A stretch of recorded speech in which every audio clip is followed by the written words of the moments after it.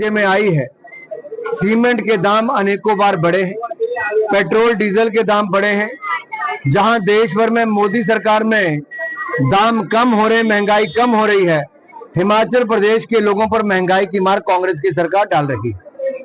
बिहार के चुनाव में कूदने का तैयारी कीजिए, नहीं तो बार बार हर राज्य में जो आप हारे हैं और श्रीमान राहुल गांधी जी के नेतृत्व में 90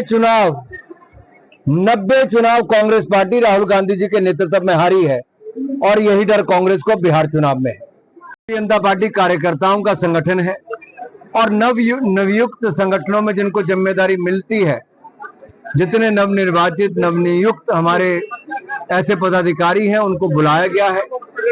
जिलाध्यक्ष, महामंत्री हो, मंडल के अध्यक्ष हो, प्रदेश के हो, इनको प्रशिक्षण भी दिया जाएगा, इनसे बैठक भी की जाएगी ताकि सुचारू रूप से संगठन को चलाया जा सके और आने वाले वर्षों में भारतीय जनता पार्टी की सरकार प्रदेश में बने। श्रीमान मल्लिकार्जुन खड़गे जी ने इस बात को तो स्वीकारा कि उनके राजनीतिक दल ने और उनके सहयोगियों ने केवल शो ऑफ करने के लिए सदन का इस्तेमाल किया, जो सड़क पे वो कर सकते थे।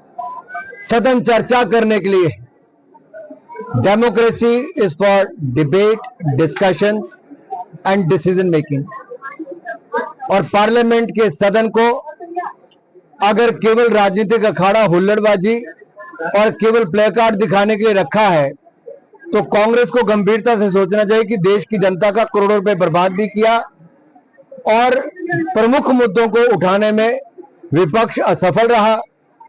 और एक एसआईआर की जो बात करते हैं उसमें हमने आंकड़े देकर कहा था कि अगर यही आंकड़े हैं तो क्या श्रीमान राहुल गांधी जी, प्रियंका गांधी जी, अखिलेश जी से लेकर स्टालिन जी तक सब लोगों के चुनाव क्या ऐसे ही हुए हैं? तो उनको तो इस्तीफे सबसे पहले दे देने चाहिए। गंभीरता से देख रहा है कि कौन भ्रष्ट नेताओं के साथ है और कौन भ्रष्टाचार मुक्त पॉलिटिकल सिस्टम को करने के लिए तैयार है। नरेंद्र मोदी जी ने पहल करके प्रधानमंत्री पद को भी उस दायरे में लाए कि अगर भ्रष्टाचार के गंभीर आरोप लगे हों, किन्हीं कारणों से 30 दिन तक गिरफ्तारी हो, तो मुख्यमंत्री हो, प्रधानमंत्री हो, मंत्री हो, उनको अपना पद 31वें दिन छोड़ना पड़ेगा, क्योंकि इस देश में नैतिकता खत्म करने का काम कुछ राजनीतिक दल के नेताओं ने किया है। जेल में साल साल, डेढ़ साल बैठकर भी मंत्री पद नहीं छोड़ा, वहां से फाइलें साइन करते रहे, ऑर्डर पास करते रहे। क्या ये दुनिया के सबसे बड़े लोकतंत्र और लोकतंत्र की जननी को शोभा देता है? हम तो धन्यवादी हैं प्रधानमंत्री नरेंद्र मोदी के कि जो 70 वर्षों में कोई नहीं कर पाया वो नरेंद्र मोदी जी ने किया। हिंदुस्तान की राजनीति को साफ करने के लिए, जहां एक और नए युवाओं को आगे लाने के लिए 1 लाख युवाओं को राजनीति में आने के लिए आमंत्रित किया है, वहीं पर जो भ्रष्टाचार के दलदल में डूबे नेता हैं उन पर कानूनी रूप से कार्रवाई की जाए और उनको पद छोड़ना पड़े, ये एक सराहनीय और स्वागत योग्य कदम है। राहुल गांधी जी और विपक्ष पहले चुनाव हारने के बाद कभी ईवीएम पर, कभी वीवीपैट पर, कभी इलेक्शन कमीशन पर और कभी अन्य संस्थाओं पर प्रश्न चिन्ह खड़ा करता था और ठीकरा फोड़ता था।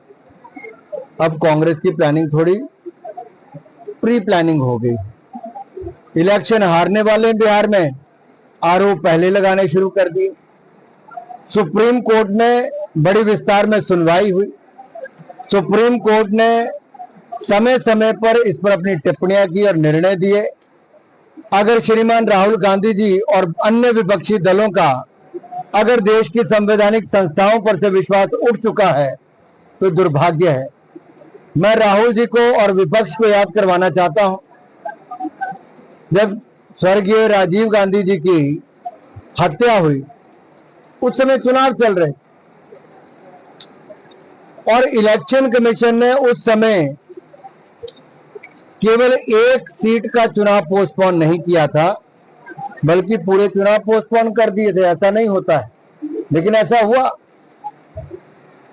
इलेक्शन कमिश्नर्स की नियुक्ति जो कांग्रेस के समय हुई, वो बाद में कांग्रेस पार्टी ज्वाइन कर गए, किसी को राज्यपाल बना दिया, किसी को केंद्रीय मंत्री बना दिया और कई लोग चुनाव हार गए।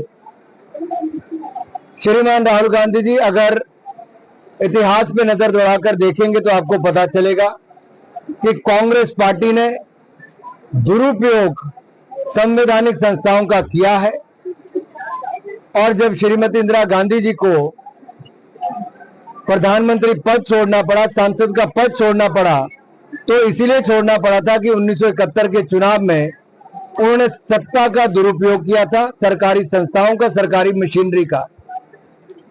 तो कांग्रेस के जमाने में संवैधानिक संस्थाओं का दुरुपयोग होता था। हमारे समय उनको और मजबूत करने का काम किया गया है।